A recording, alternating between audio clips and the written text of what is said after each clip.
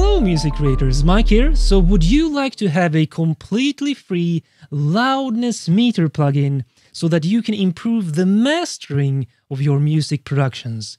Well then let's check out Lean Loudness Meter right now. Alright, so here I have one of my finished compositions. So let me open up the track inspector and you can see this is the master output, some EQ, compression, saturation, stereo imaging and so on.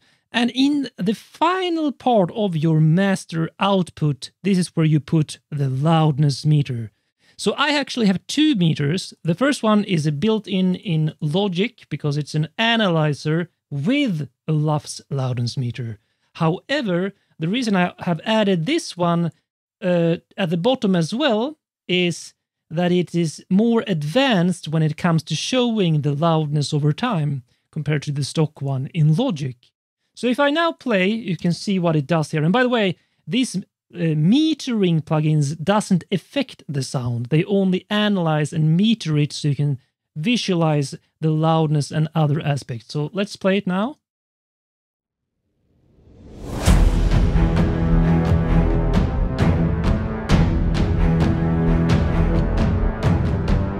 Okay, let's stop there now. So here you have the frequency range, like an EQ range showing the frequency spectrum. That's why I have this plugin. You also have the LUFS loudness spectrum over here. But in Lean Loudness Meter, you get more. You get, first of all, it's very neatly organized. The short-term LUFS, the integrated, which is the whole program. You can also choose to represent it here in 10-second intervals like this, or go further and it just adds on, and that way you can see where the loudness is over time. So you will see, if I play this here, that it starts to go up soon here. Look here.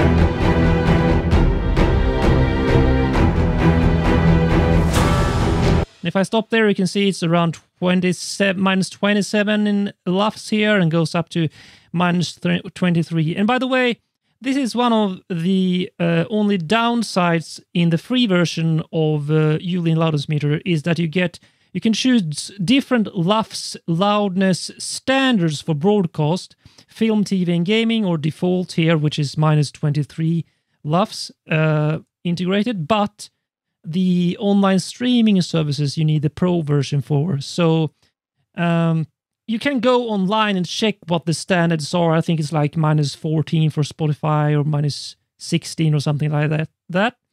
And then just watch what happens in the entire track. But I feel that this way you can get the best of both worlds. So you can see the true peak as well. And the main aspect, in my opinion, what makes it so good is that you can see the loudness over time so that your verse and choruses are higher level, meaning less dynamics, because that is basically what LUFS is. It is the higher it gets here, the less dynamics your music has, which means it is louder at the expense of dynamics.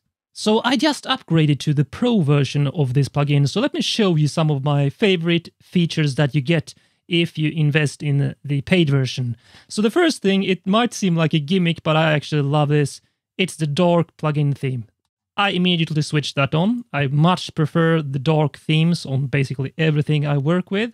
You also get more advanced deep settings such as advanced meters here.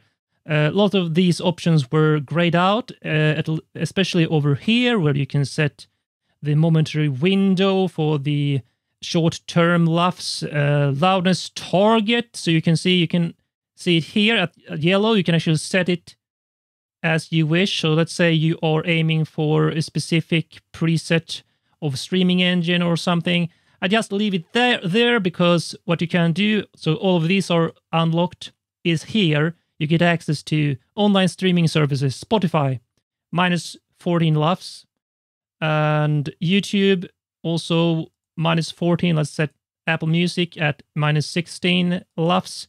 So the higher the value, or lower, what you say, minus 16 is actually more dynamics in music compared to Spotify here. Let's check Spotify Loud is actually -11, which is, in my opinion, way too compressed. But you can go for that if you want to.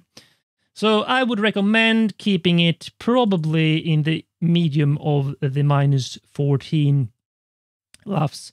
So now you can play, and you have that loudness here. And you see, I actually activated it.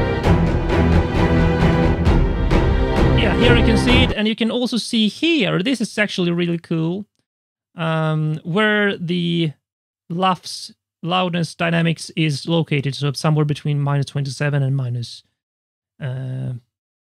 -20 or something, when you say, yeah. So, and here you, of course, start to see, but let's go back to 10 seconds so you can see it over time. Right? And let's see, you can also unlock lots more of surround modes if you're interested in that. But again, this is my favorite. You can add your custom presets here now, the dark theme. And now let me show you my absolute favorite thing about this. So if you have any track, any WAV file, let's go to one of mine. You can do this with, let's say, a real commercial production that you find. Let's go with this one because I know I have lots of dynamics. Look at this. Drag, drop, analyze, and look what happens. You get the entire dynamics over time for this track. So if I put it on 3 minutes, you can see here. So my loudness target was -14 for Spotify and YouTube.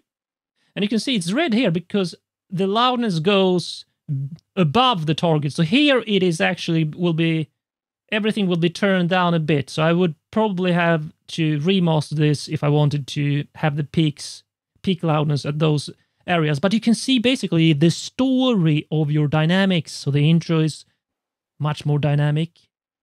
And then it goes up here, a little break, and then it comes in. Here is a long breakdown, building in intensity for the final chorus, which is the most powerful, and then it goes down again. I found this aspect incredibly powerful, that you can just drag and drop in any WAV file and see the music over time, the loudness over time right here. And you also get here access to the integrated, which means the average loudness for the entire track, which is here, -15.4. And you also get all the other information like the true peak, the short-term loudness, momentary loudness, max is -9.1, and all these aspects. So you can truly master your track for the optimal loudness curve. Don't go for... You should always think about loudness, LUFS, as a dynamic curve. Where will your music story be in loudness and dynamics over time throughout your composition? So those are my favorite aspects in the Pro version. And to me, it was actually worth it because I get way more detailed settings and features and customizations, especially over here in the loudness and some here, and of course all of these. So if you want to, you can check this out as a trial version, I believe, on their website and see if you really enjoy the advantages of the Pro version as well. If you want to master rhythm and percussion, chords and harmony, melody and themes, or perhaps sound design for your music, check out my special discounts in the video description below. Now choose which video you are going to watch next, or you can check out the amazing bonuses in the video description.